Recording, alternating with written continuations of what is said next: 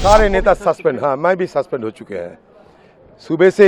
और कई दिनों से हमारा मांग बड़ा सीधे मांग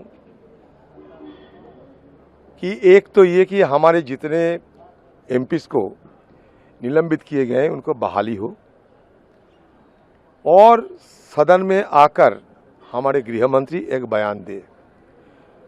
जो बयान सदन की बाहर रोजाना देते हैं, टीवी की सामने बैठ के सारे देशवासियों की सुनाते हैं, उसमें से कुछ सदन के अंदर आकर वो कहे और हमारे सबको और देशवासियों को अवगत कराएं कि अगले तारीख में सदन के और इसके साथ साथ देश की सुरक्षा के लिए सरकार क्या क्या कदम उठा रहे हैं।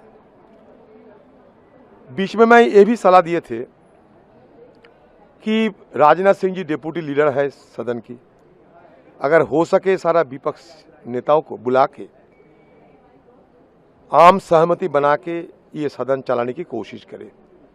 सदन चलाना सरकार की फर्ज बनते हैं और सदन चलाते समय लोकतंत्र के मुताबिक विपक्ष को साथ में रखना जरूरी होते हैं। विपक्ष को कॉन्फिडेंस में लेते हुए सदन चलाना हम लोग वाजिब समझते हैं और ये शोभनीय भी है। लेकिन आज की सरकार तानाशाही की चरम शिखर पर पहुंच गए हैं। उनके पास बहुमत है और बहुमत की साथ साथ बाहुबली की डंडा घुमा रहे हैं और सारे सदन को जैसे कि अपने पार्टी ऑफिस के मुताबिक चलाना चाहते हैं। सदन आरएसएस और बीजेपी के तो पार्टी ऑफिस नहीं बन सकते, तो इसलिए चर्चा करने के लिए मुखर थे हम लोग। और आप लोग शायद ये देखे होंगे कि जिस दिन से सदन की शुरुआत हुई, पहले दिनों से, एकदम पहले दिन से हमारी तरफ से बिल्कुल और भरसक मदद हम लोग किए हैं ये सरकार को, साथ साथ सदन चलाने को। आप अगर उत्पादकता की हैसियत से देखें तो 13 दिसंबर के पहले सदन में उत्पादकता कितना था, आप खुद इसका जायजा ले सकते हैं।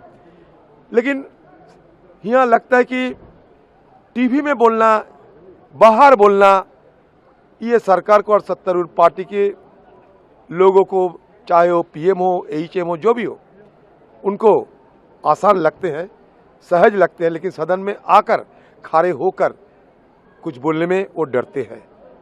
इसलिए उनको ये लगा कि बहुमत की बाहुबली को डंडा घुमा के सबको ठंडा कर देंगे, विपक्ष की जुबान को बंद कर देंगे। तो इसलिए वो ये करके दिखाया।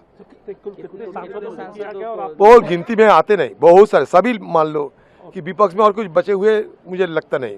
कम से कम सारे लीडर जो हैं, सबको, सारे जो लीडर है, मैं भी सारे लीडरों जो हैं विपक्ष की पार्टी की, सबको सस्पेंड कर दिए हैं। सर, प्रिविलेज कमेटी को भी वो तीनों के लिए जो मतलब वो पीठासीन के नजदीक चले गए, तो तीनों के लिए, हम सबके लिए नहीं, तीनों के लिए।